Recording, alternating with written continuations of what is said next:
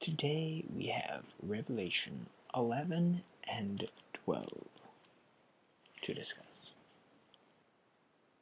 So, I have an admission. Since I was a kid, I have never liked Revelation. This is a deficiency in my personality. It creeps me out. Now,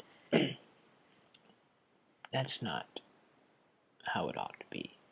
I don't like prophecy in general because I have this, I suppose, an excuse. What will be, you know what I'm saying? So I don't really want to read it because it's like scary, in my opinion. Interestingly, the members of my life group, they like Revelation. At least it seemed to have been a consensus, and that interested me immensely because I thought, kids liking Revelation, weird. But they liked it because of its craziness, of the use of metaphor and symbolism, and the fantasy involved. And that's great, that's lovely. And I think that's a good reason to like the Bible, because it's fun to read. That's not the reason, but it is a reason, right? Anyway, so I read 11 and 12. I am no prophecy expert at all. But I read it, and it was interesting. And it's interesting to read things that bring to light traditions that you have believed for a while, but you've never really thought of the source of. For instance, I'm sure I've read it before, but I've heard of the two prophets in chapter 11, and it's interesting, right? And one of the things about Revelation is the use of symbolism, obviously. But an interesting thing that I learned somewhere, probably in Sunday school sometime, was that when John was writing Revelation, he used metaphors particularly apt to the Israelites, right, to the Jewish mind. And so the Jews would read this, and the reason he did it was because it was like cryptic, because the Romans couldn't understand what he was writing. It was kind of dangerous. He was hiding what he was writing, right, from the officials.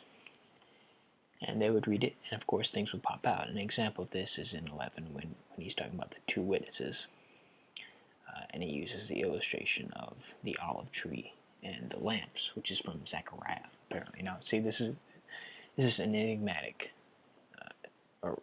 thing to us. We're just sitting there reading it, and we're like, but to the Jew, yes, I know exactly, Zechariah, yes, And of course, they have a meaning, and the meaning involves the Holy Spirit, and in the continual refreshing of this inspiration from the Holy Spirit. Anyway, it's an illustration from the Old Testament. And not that we don't have the Old Testament, it's just not the same thing, because it's not our tradition. It's not the backbone of our tradition. And so we're not as good at recognizing it as the Jews would have been at that time. So, anyway, that's kind of also one of the reasons why I always am wary about reading Revelation, because I don't want to interpret it wrong. So I'm not here to tell you exactly what it said, but anyway, that's an example. And then you get to 12, and 12 was fun.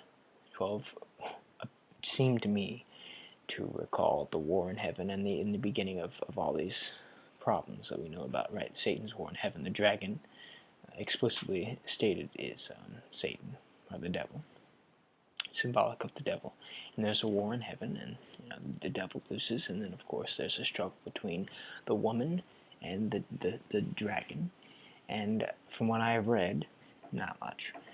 The dragon represents the devil, and the woman represents Israel. That kind of makes sense. And the child the woman bears represents Jesus, right? Anyway, very interesting story, and it kind of ends there with the dragon trying to kill the woman, and the woman getting away because God allows her to get away. And all these things are intertwined with prophecy and stuff that Jesus talked about. Remember, he talked about the travail that people would have to go through. And apparently it might be referring to the time when the dragon vomits out water, which is symbolic of tribulation, stuff like that. So it's fun. I need to go for my fear of or not, I don't know if it's a fear, but more like apprehension of reading it, because it's good stuff. So, hang in there. I will see you next week. Merry New Year.